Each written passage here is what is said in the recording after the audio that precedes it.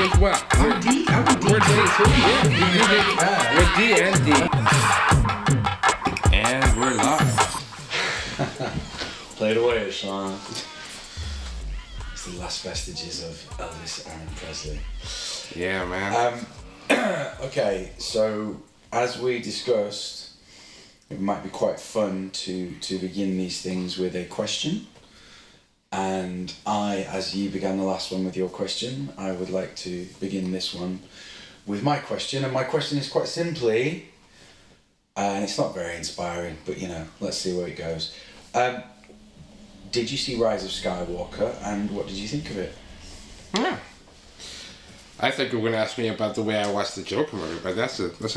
Oh, is that what we said? Okay. We must get to that then. It's cool. We'll get to that. Yeah, we can get to that. I'm assuming you didn't watch Star Wars the way you watched the Joker movie. You'd assume correctly. Okay. Yeah. You haven't made an ass out of you and me. Alright, so, So the first thing I'll say is I enjoyed it. I enjoyed it more than I was expecting. Just so you understand, I discovered Star Wars as a kid, and when I say I discovered Star Wars, I really mean it genuinely. Like, nobody told me about it or anything. I came home from school, walked into my dad's massive video library at the time, VHS, and was looking at the pictures because the words didn't really mean much. I think I did see Star and I did see Wars, which are two very intriguing words for me. And especially when you put them together. Yeah, exactly. And I saw, but it was mostly the cover, because it was like a library, like a bookshelf. So I was seeing the backs or the sides of the VHSs, and so you had the small picture on the side. I don't remember exactly what it was. I think it was Yoda's face. I'm not sure, but I pulled it out, and it was The Empire Strikes Back. It didn't say episode, 2 or episode 4 or whatever. Episode 5. I mean, it was just The Empire Strikes Back, and that was, I remember looking at that and being so intrigued, just straight after school, hadn't done, I think I still had my bag on, So how old are you at this point? Gosh, I was probably, it was maybe like 11-ish. 10, okay, something. Quite late then. Yeah, it was. You're not familiar with it at all? No. So this is obviously pre the prequels. Wait, hold on. I wasn't 10 or 11. I was more like 8. Okay. More like that. Okay. Yeah. Alright, so so probably a decade. Because this was still very much in the 80s. Maybe maybe like a decade before the prequels came out or something. The prequels came out in the mid 90s. Yeah. So, I guess, or late 90s, I think. Yeah, it was because this was like mid 80s. Like right. So there's no talk of another Star Wars film. No, at this point. that was yeah. Okay. And again, I didn't even know what it was. In fact, I watched it in isolation and didn't know there was an entire franchise, a trilogy at that point. Are you living in Zimbabwe at this point? At this point, yes. Right. Okay. So maybe in Zimbabwe, pre-internet, you're not going to see, because here, even if it was 1985, you'd see images of Mark Hamill and Harrison Ford everywhere. That's probably I guess I'd seen it by then anyway. This was anyway, we'll get into it later, but I was just going to say that I saw it in a way that I don't think is that common now, where they used to do screenings at the cinema. They'd show you 2 films back to back, and I remember my mum taking me to see Empire Strikes Back. Taking me to see Star Wars and Empire Strikes Back on a loop. So I was like 2 and done. Oh, okay. Anyway, you just wouldn't get that now. But I don't think you would. But anyway, sorry, carry on. Well, the point is, I don't want to long story short, it blew my mind. It changed my life. I think there was whatever person I was going to be. And then that diverged after I saw Star Wars, and I became the person I'm now. That's a very Simon Pegg thing to say, but yeah. Yeah, is it? Yeah. You can say that. So just so you understand how huge Star Wars was for me growing up. Like, then I discovered there was more films, and then I discovered that everyone else knew Star Wars already, and it was this huge thing, and it was just amazing. I think it was our first certainly my most tangible introduction to this idea that is very popular now, which is like, you know, mythologies and sort of universes. Yeah. You know what I mean? It was mine too. I think I'd already seen Flash Gordon. I think I'd seen Flash Gordon already. Oh, I saw it around the same time. But it didn't have the same impact that Star Wars did for me. See, Flash Gordon for me, this is quite interesting. DJ and I had a sadly ill-fated business adventure, which we may resurrect again. I always have hope for Movie Wars. But it was an event called Movie Wars, and the idea was that there was potentially one of two films were going to be screened.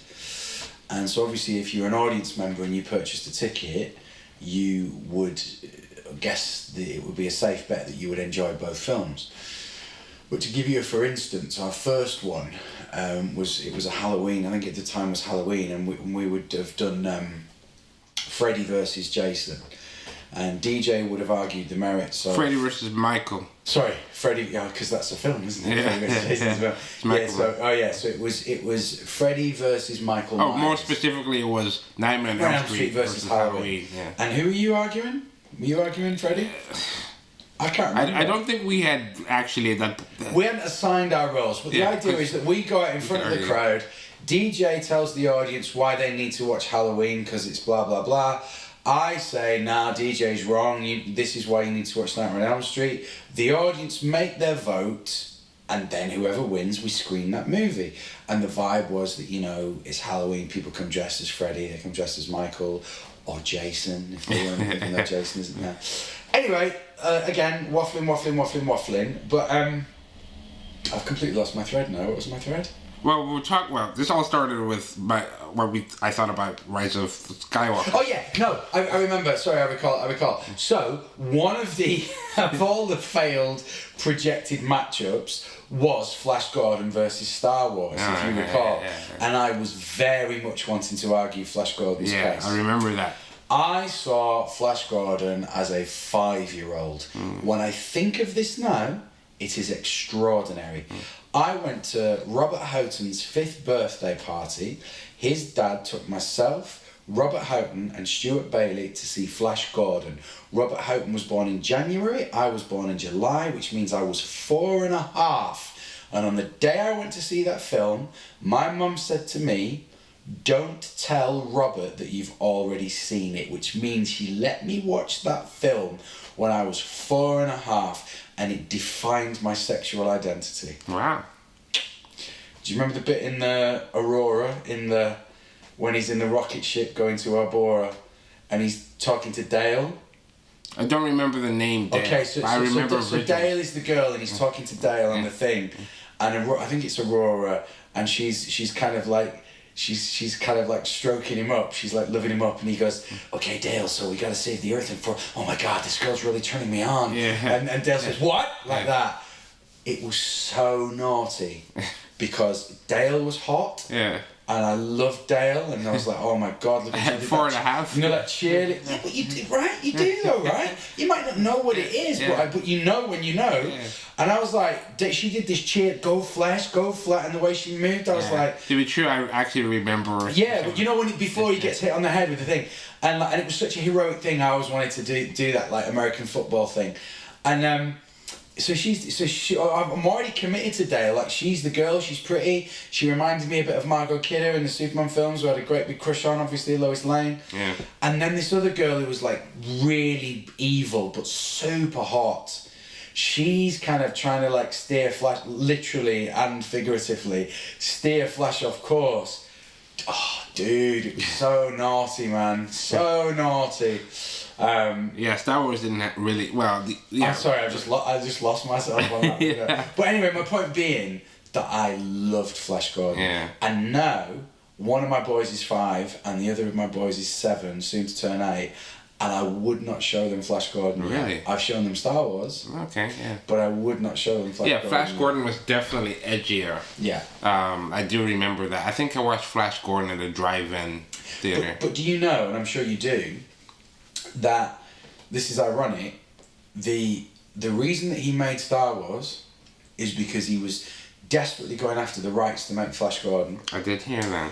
could not get Flash Gordon, could not get the rights to get Flash Gordon, so I thought, I'll make my own Flash Gordon. Yeah. And then, in that way that, the tiger swallows its tail and pot will eat itself, the Flash Gordon movie was made only as a result of Star Wars' success. There's quite a few interesting stories like that in pop culture, not just in film.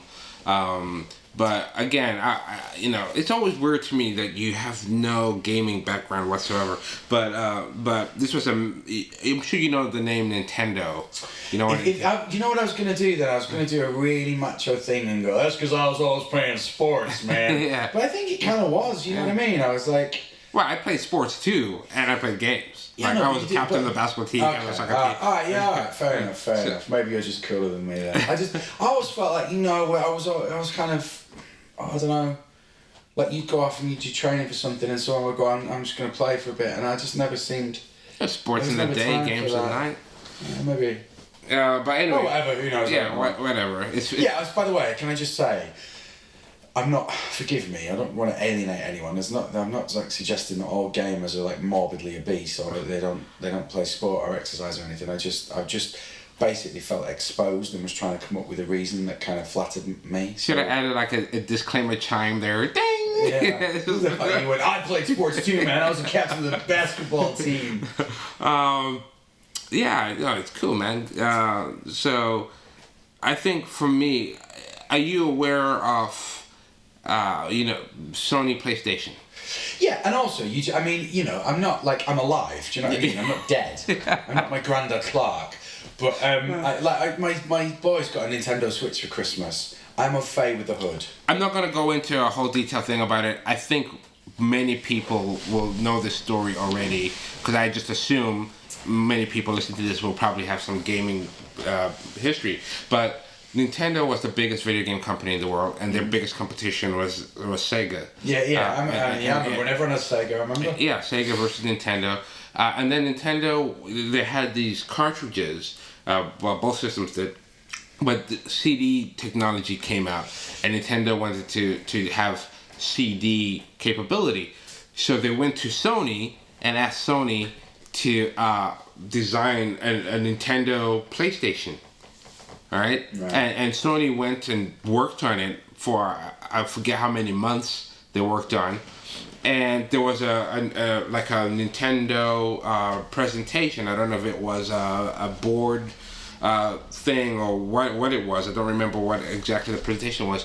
But they announced there that they were going from the Super Nintendo, which was the system that they wanted the Nintendo PlayStation for, and going to the Nintendo 64, the next generation, which was still going to be cartridge-based. And that was how Sony found out that they weren't being used anymore. They were essentially fired. Yeah. They weren't told. They found out at the same time everyone else did. Wow. But they'd already put in all this work on the Nintendo PlayStation. So what they did was they'd already invested all this money and time into it. They just scratched the name Nintendo off it and continued the work they were doing, and that's how PlayStation was born. Okay. Anyway, but yeah, so I digress. That was just. That's great, man. That's a sort of like a 2-minute history of I love Star Wars. That's my point. I felt the prequels were disappointing. Particularly the first one, The Phantom Menace. I felt, but before The Phantom Menace... I've got a bad feeling about this. That's all of them. Yeah. Before The Phantom Menace, though, I felt Return of the Jedi was disappointing. When I watched Return of the Jedi as a kid, I loved it. But I only loved it once, unlike the other ones. Same. When I watched it years later, I felt something was off. Oh, you watch them now, So Phantom Menace wasn't my first disappointment, but it's the one that we all, as a people point to. I got seen for Phantom Menace. Have I told you that? You did, yes. Yeah. But anyway, so Rise of Skywalker. This is just all to say that, I haven't found that spark, and I was looking for that spark, and after Last Jedi, which I didn't hate, but I didn't love. I felt that it had problems. There were some scenes in it that I really liked. But I just felt like this is... Okay. All of the Star Wars films that are coming out after George Lucas sold Star Wars, I call, or I think of as, and I've said this to you, very expensive fan fiction. Yeah, okay, yeah. And that is the most I can view them as, and in that context, I liked. But let me say this. Let me say this. It's a very intelligent point that you make when you say that. But using that as your kind of basis for argument, isn't all of the work of John Byrne and Kurt Swan and Dick Giordano, everyone who wrote for Superman after Jerry Siegel and Joe Shuster, isn't that just fan fiction then? Isn't everyone who wrote Batman after Bob Kane just fan fiction? And the reason that I say this is this. Aren't you only referring to it as fan fiction because ultimately it isn't very good? No. It's because, and we have had a variation of this discussion before. It's because my enjoyment of Star Wars, a big part of that was this understanding that there was a man out there telling me a story. And then that man stopped telling me that story. Other people started telling me the story. It's an interesting point. Other people started telling me the story, and that's fine. That's not to say the story's bad. But can I ask this? Isn't one of the main reasons that man stopped telling you that story because that man started telling you that story again after a long layoff, and the story that he was telling you was really quite poor? But I didn't think so. I didn't think it was really quite poor. You did it Phantom Menace. I thought Phantom Menace was quite poor, but I thought overall the trilogy was really good. I actually really enjoyed Revenge of the Sith. I know. See, this is where I fall off. And Attack of the Clones I thought was problematic, but it was way better than Phantom Menace. I didn't think any three of those three films were mind-blowing, but the overall story from episode 1, 2, and 3 as a singular story, I thought was really, really good. Because this was, again, remember, this was happening in the height of George Bush era. Yeah. And seeing, the whole, how democracy, or, essentially it was a democracy, could become what it became and have the emperor, take power and all of that, was quite relevant at the time. And the thing is, Star Wars that's the thing that actually Star Wars lacks right now, because even if you look at the first one, it's, I'm sure better minds than I have argued the allegory that it's argued the point that it's an allegory for, is that the right word? Allegory. For Vietnam. There's this kind of evil... there's an evil episode empire. 4? Yeah. So there's a kind of an evil empire, led by a kind of despotic leader, Lyndon B. Johnson, I think it would have been, and there's a kind of brutal enforcer, Henry Kissinger, or whoever the appropriate parallel is to draw, and you've got this band of small freedom fighters and rebels who are refusing to toe the party line. It came out in 1977. I don't think that it may be coincidental. Well, I think... But I don't think the comparison... I think the comparison holds. Yeah, it might. And, again, I think any artist is influenced by the world around them and their times and all that. Sometimes also, really cool accidents happen. Yeah, I think it would be more of that. I think... I don't think George Lucas... It's a great Lucas, theory, but no. I don't think George Lucas was like, I'm trying to do... Neither do I. I think he was trying to do his own version of Flash Gordon. Yeah. Yeah. So, what did you think of Rise of Skywalker? I liked it. I had fun. I had fun at the time, but it's not, I liked it like I would like any summer movie that I enjoyed watching at the time. I'm not thinking about it like all the time and things like that. But I enjoyed myself. I watched it for free. I got a free ticket to see it. Mm-hmm. Wait, firstly, before you answer, I feel like I can sense where this is going already. But what did you think of episode 7 and then episode 8? So that would be Force Awakens. Force Awakens and Last Jedi. Quickly before you get to Rise. Okay, all right. So what I will say is, I think they deteriorate. I think it's a sliding scale. All the way through. I do, yeah. And I think that... And so this will tell you where we're going. I think that Force Awakens is a film that I desperately wanted to love. I think it is infused with much more life and energy than any of the 3 prequels that we've discussed, so Menace, Clones or Sith. Yeah. And it definitely had its moments where I felt like you were watching a Star Wars film, and I was excited to be watching a Star Wars film. I would say that all of them, they do the set pieces. You know, they're all referential to the first film, and they've always done that very well. I mean, I can remember seeing the trailer for Phantom Menace way back when, and it looked. What was so exciting was it was like, my God, it looks like a Star Wars film. Do you know what I mean? But having said that... Sorry, Joe. I mean, my friend Joe has just sent me a message, which is, if it's not... Okay, it's just a sentence I've seen. Go on. He says, R.I.P. Kobe Bryant for real. No. I need to click this. Have a look. He is a joker, so it could be anything, okay? He's not giving me more context. So I'm going to just... I can't believe Kobe Bryant's dead. I'm just going to just do a search here real quick. Kobe Bryant. I'm just going to type that in. Oh my God. Is he dead? Helicopter crash. Oh no. Oh my God. Oh no, what's happened? Oh my God. Kobe Bryant. Oh my God, Kobe's gone. Kobe Bryant, man, what a legend of the game. Let's have a look. Alright, well, this is happening live on the podcast where... Wow. My God, Kobe. I can't believe it. NBA legend and one of the world's biggest sports stars, Kobe Bryant, has died in a helicopter crash at age just 41. Where's his family with him? Does it say the 3 others? He was traveling with 3 others. Wow.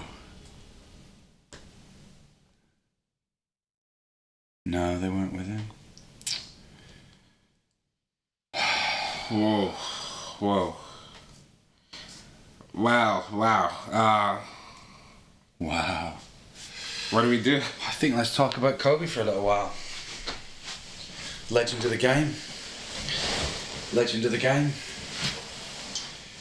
It's really weird because I saw Shaq on Jimmy Kimmel, and Jimmy Kimmel said, "Could you and Kobe guard?" God, that's really thrown me. I'm totally thrown right now. I'm totally thrown. Like this on so many different levels. Talk about Kobe. I feel like I don't know if I can. I don't, because there's, I mean, you know, again, it's like I was saying in the last podcast, like I'm well aware I'm doing a podcast. Yeah. You know what I mean? There's a certain element to this that isn't entirely real. Yeah, no, for sure. I don't. Well, I mean, if you, we can call it there if you want to. I don't necessarily want to call it. I don't know. I'm trying to figure this out.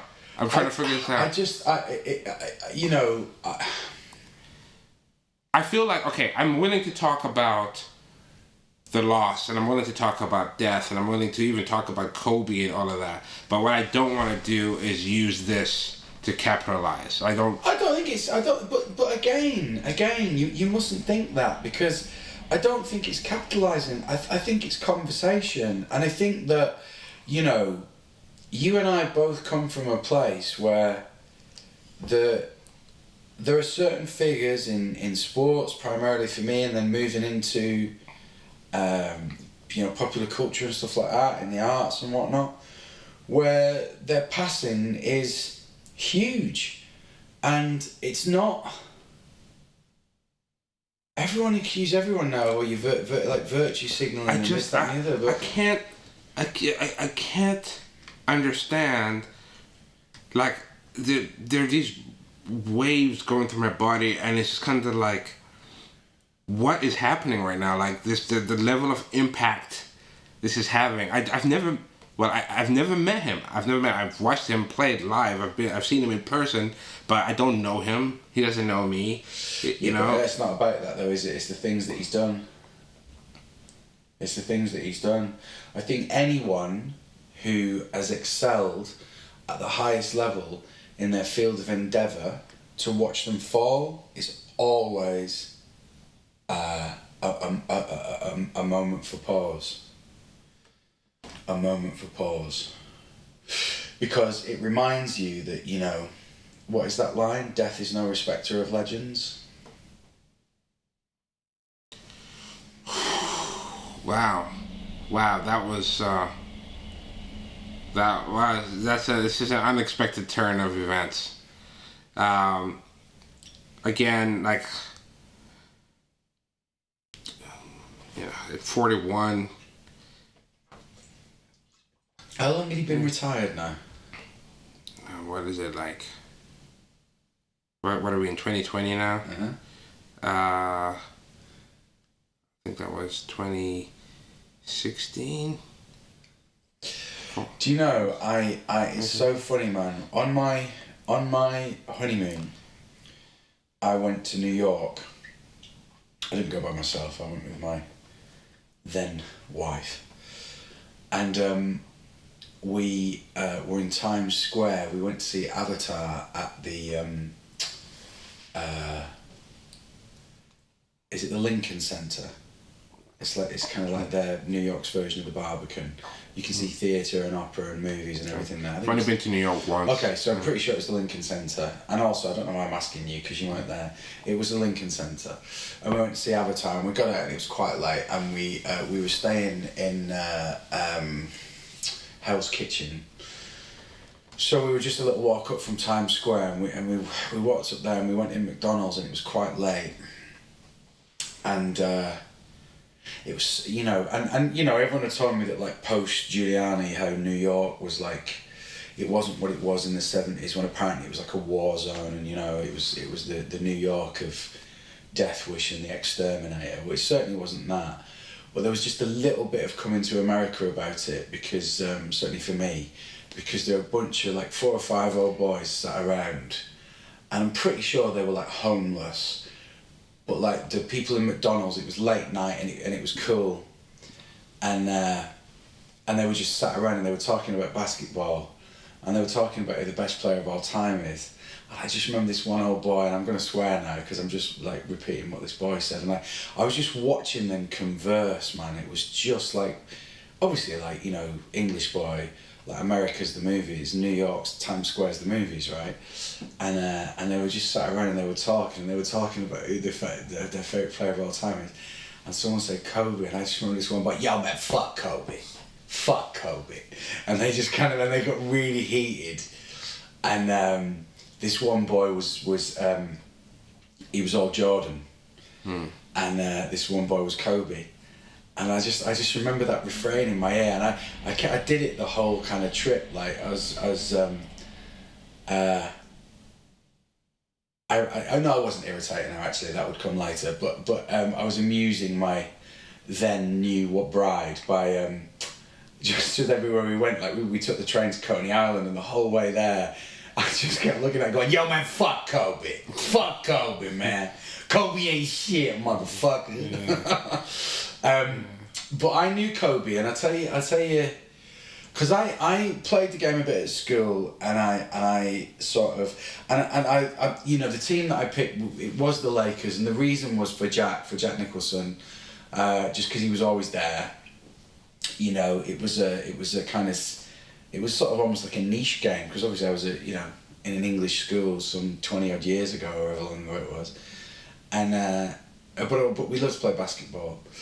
And we weren't really any good, but we loved it. And so we used to watch games and matches and stuff, and you'd always see Jack. In fact, you always see DiCaprio now. He's like the Jack Nicholson of his day. You always see him like courtside at the Lakers.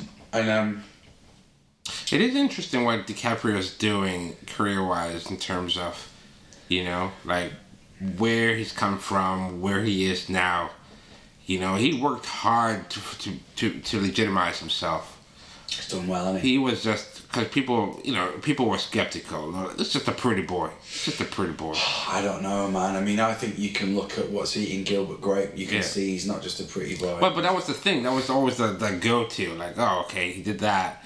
And, nobody really... He did that one, The Basketball Diaries. He's wonderful in that. Yeah. He did This Boy's Life with Dinero. Well, I mean, I always defend him because I recognize that. But I mean, he is a guy, and actually, what's quite interesting is he is of a certain kind of look that doesn't age well. They were both boyish in their day, but Pitt looks so much better now. I was going to say, it's interesting that they did a film together because I feel like they both had a very similar, almost obstacle to overcome.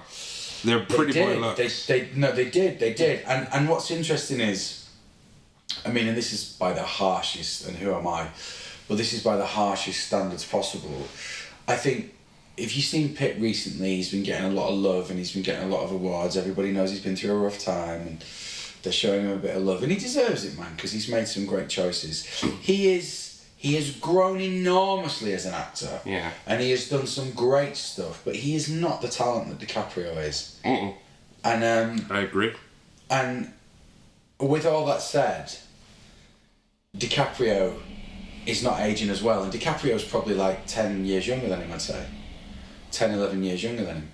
But because DiCaprio grew up in the game, from being a kid, I think he's in one of the Chucky movies, isn't he? Is he? I think so. Can you Google that? Okay, well, keep talking. I'm pretty sure he's in one of the Chucky movies. I'm pretty sure that his first movie was, if not the Chucky movies, it's like, maybe like one of these... No, it was Jennifer Aniston who was in the Leprechaun films. Anyway, from humble beginnings and all that, but he was in the game as a child, so he always had those connections and stuff. Pitt came from nowhere. And I think that because of that, by the time he started emerging, he was probably about 10 or 11 years older than DiCaprio. But they both started emerging at the same sort of time. And I think DiCaprio has... I think Pitt had to do more shit than DiCaprio did. Because by the time DiCaprio was in a position to pick and choose leads, I think DiCaprio knew the game better than Pitt. I think Pitt, forgive me, I can't help myself, did a lot of shit. And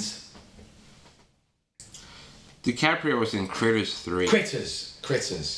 Not just Critters. Critters 3, man. God, Critters is like the low-budget Gremlins, isn't it? And he was in the third one. Do you know what I mean? Well, mate, I'm sure McConaughey's first film was like Texas Chainsaw Massacre 6, wasn't it? Yeah, I know he had some, Oh, you all got to start from somewhere. It's like I was saying about Cats. I love to have you down at Kilgore, Texas with the barbecue. I was like saying about the movie Cats. Everyone was talking about how that movie bombed. I was like, you know what? Them actors still got paid. Did it bomb, though, or is it just that it's had a bad response? It bombed. Did it really? Bombed big, yeah. Terrible idea. I think there's... Last time I checked, the projected loss was 70 mil. Jesus. Yeah. Have you seen it? No, but I want to. I don't think I want to. Gervais's gag at the Globes when he said everyone wants to see James Corden as a giant pussy, and those that don't went to see Cats. That's not. I've ruined that gag there. I will have Cats on in the background at some point. I'm sure. God, I don't know if I can really. I'm just curious. And I was hearing some of the names that are in it. I was just like, what?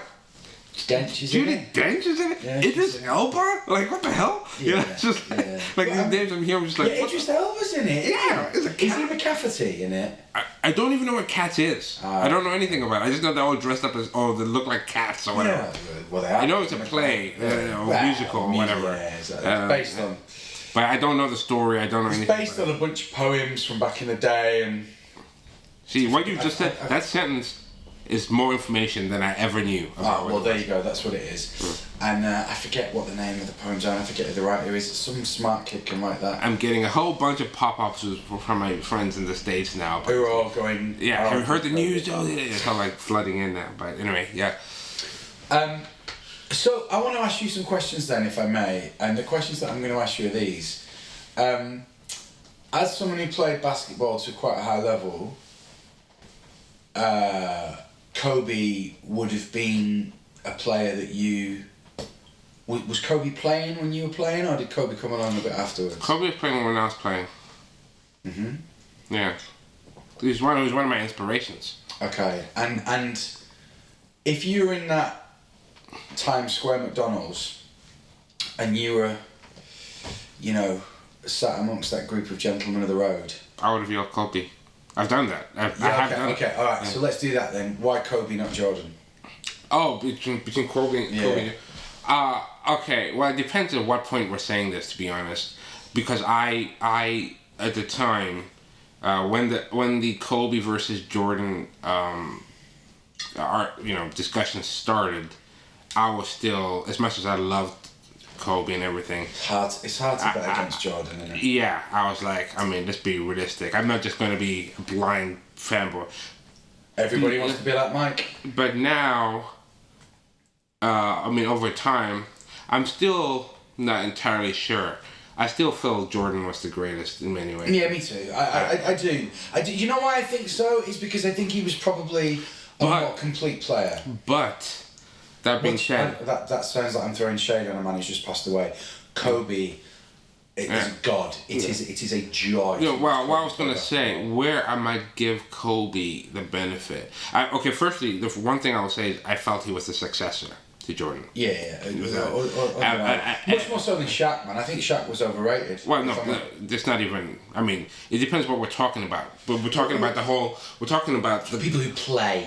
People who play, but it wasn't just about playing, because it was about who represents the NBA. Like, who is the leader that... Okay, so alright. It wasn't just about the skills, because I think if you're talking about skill, then you're talking about stats, and then you start looking at numbers, and that becomes a whole different story. Well, I mean, I guess this is an interesting one, because there's an argument that it's like sorry to cut you off, but I mean if it was a gladiator sport, it's like in Gladiator, the people wanted to see a show. Who's giving the people a show? Who's entertaining people? You can shoot a ball into a hoop, you're right, but that's not necessarily going to be the most. This is very interesting, and actually, I must as you. I will touch upon this just because sometimes we will. I know it's not really your area, but like. Just watching McGregor last weekend drop Cerrone in 40 seconds. I heard about that, yeah. It's hard to see him beating Khabib in a rematch just because of stylistic problems of Khabib. It's hard to see him beating Masvidal at 170 just because of the skill set. Well, not so much the skill set, but just the kind of the widiness and the solid toughness of Masvidal. So you're in a strange position with him now, and I've been in this position with McGregor for years where, because he's desperate to have this kind of legacy as a GOAT, and because fighting is so final, and you fight a man and he beats you, you fight him again, the odds are that he's going to beat you again. Not always, and Connor's disproved that, but it's not like if you're in a football team, where we're going to play twice over the season, I could decimate you 8-0 and then you beat me 2-1 next time round. Or teams I'm talking about, but for all of that, even though it's hard to see Conor winning those fights, it's hard to see him winning any of the fights in front of him. There is just, and I know he's done a lot of silly things lately and stuff, and he's got a bad rap, but mate, when he's on fire, he's engaging in a way that arguably more effective fighters are not. Yeah, and that. So it becomes a different discussion because stylistically because he's in the pocket and he comes to fight and he's not a wrestler, he's not a takedown specialist. It's like the whole discussion we were having before with the Oscars. What does it mean to be the best actor? What does it mean to be the? Yeah. You got to start defining these things and talk and actually lay out what the criteria for judgment is, right? What's that thing that Palance says in? I want to say Batman, but I actually think he played the same character in Tango and Cash in the same year. And he says, "When the great scorekeeper comes to write against your name, he will not record whether you won or lost, but how you played the game." And there's some truth in that as well, I think. Yeah. I think there's some truth in that. Sorry, but say more about Kobe. Well, I mean, I feel that he was the one who took the throne after Jordan left in being a representative of the greatness and entertainment value of the NBA. Which is, I think, part of the unspoken criteria that people, maybe consciously or subconsciously are including when they think about who is the greatest, right? Who is representing, the potential of what an NBA player can do, the different aspects of it. And that, but more than that, similar to how we were talking about Stephen Amell and Arrow and all that, the dude was a hard worker. And I would say with the difference between Jordan and Kobe is Jordan's whole team was good. He was amazing. And it's such a thing. Oh yeah, because he was of that. Did he have like Scottie Pippen, Dennis Rodman? Yeah, all of them. So he had a lot of support there, which he had playmakers. That knew how. That's not. Kobe had Shaq. Kobe had some people on his team. He had Shaq. Shaq was just, obviously no one's getting around Shaq. Well, during that time, when they played together, they won everything. Yeah, of course. No one's getting around Shaq. No one's guarding Shaq. But then Shaq left, and Kobe was essentially alone. Like, he was playing games where it was weird to watch because it was just like, he was there and he had people around him, but it was whatever team he was playing against versus Kobe. It was insane to watch. And that was what the discussion was becoming. Was like, holy crap, it's Kobe versus this team. It's Kobe versus that team. Yeah. And that's not something Jordan ever had to deal with. No. Well, I mean, but that team, like early 90s, the Chicago Bulls. Yeah, I mean, something out of the ordinary. Do you know what I mean? Well, again, you see, this is the problem when you start comparing great people like this. They were both great. They had different contexts, and the things that made them great were slightly different. So we're not comparing the exact same things. Yeah. Would Jordan have fared as well if you swap them? Would they each be interesting? I think Jordan would swap very easily into Kobe's place, but I think Kobe would not stand out as much in Jordan's team. I think that's an interesting point, and I think that's when you look at, like, in a way, when you talk about Jordan, it makes me think of Aguero at Manchester City, which is, it's an exceptionally gifted individualist player who is sat on the shoulders of giants, and it allows him to be at his absolute best at all times, and I guess that's what Jordan had. When the thing is, man, as well as that, and maybe this is going off from Kobe a little bit, and I guess that's going to happen, even though, God love him, he's just passed away, or we've just found out he's passed away. The thing about Jordan is, I remember seeing Jordan, man, when he had the flu. Oh yeah, do you know what I mean? That was amazing. I mean, what a stud! Do you remember that they used to put that thing? Do you remember Space Jam? And they used to put that thing where it says he lives on the moon. He only comes down for game day. You'd watch Jordan, man, and he would fly. Yeah. I would look at him and you would hear things. But there was okay.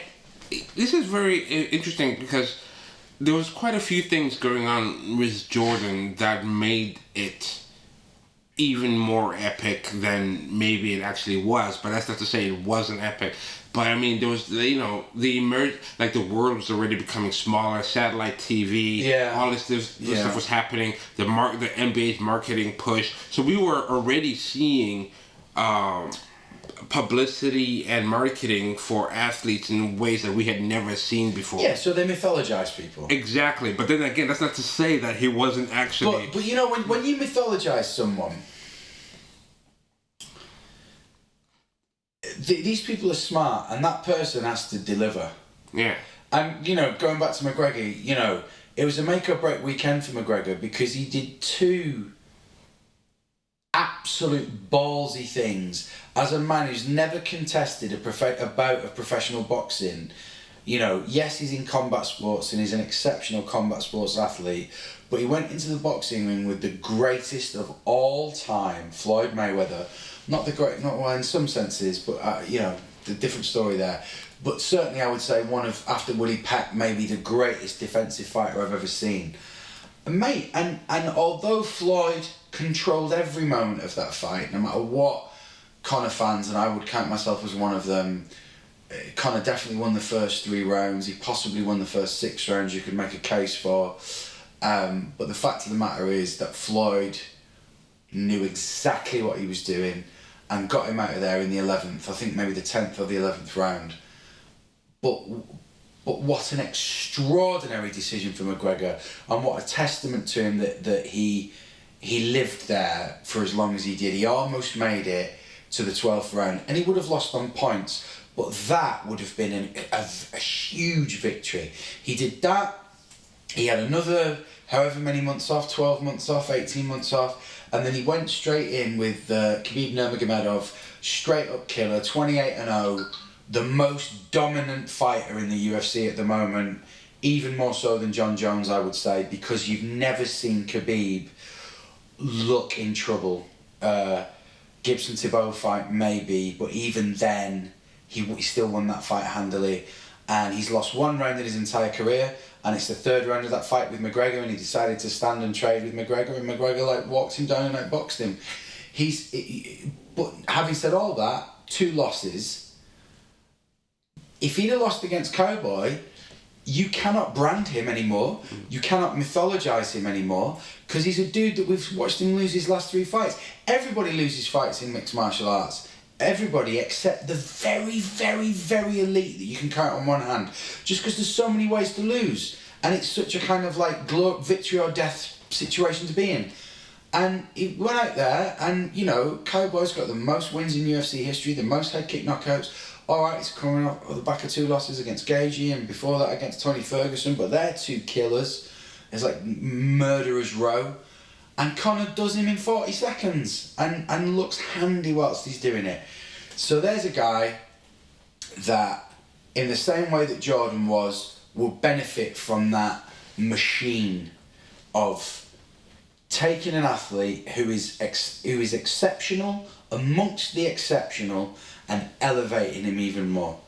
So basically what we're saying is they're good enough to deserve the premium. You have to be. Yeah. There's no point investing in that guy that isn't going to show you magic now and again, because that's what inspires. That's what inspires, and that's what lifts us all to higher heights. And you know, I'm sorry to you know, it's all about me, but so I just did a thing that I'd written last night at a venue that DJ and I have both worked at in various capacities, and you know,